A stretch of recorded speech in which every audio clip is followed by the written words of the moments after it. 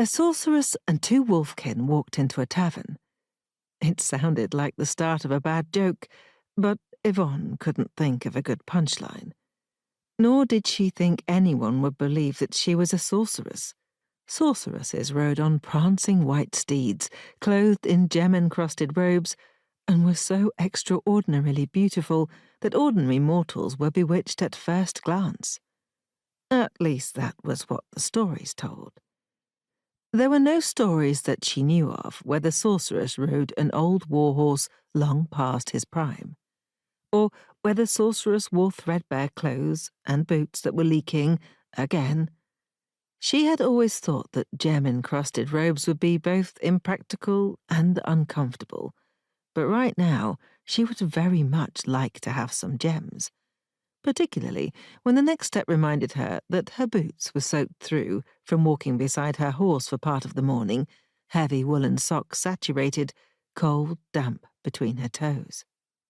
She could not remember the last time her feet had been dry.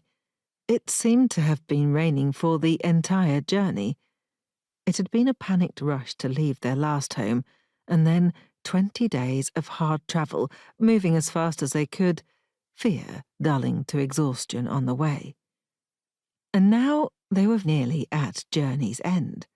The tavern's door was open in front of her, the tantalizing smell of food drifting out, curling through her senses, and reminding her stomach that it had been a long time since she had eaten well.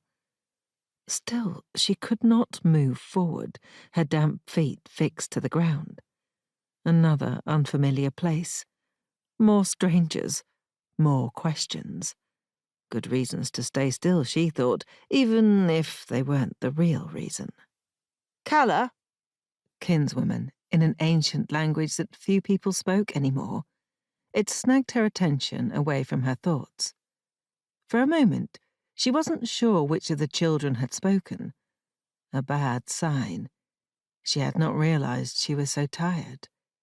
Some of it was hunger, and she hated having wet feet.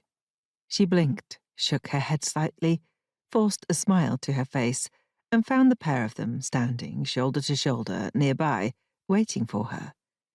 Joel, tall and broad, with a shock of fair hair and bright blue eyes, watchful and a little wary. Mariah, delicate next to her brother, barely reaching his shoulder, with dark skin and startling blue eyes, looking around her with curiosity and anticipation, even after so long a journey.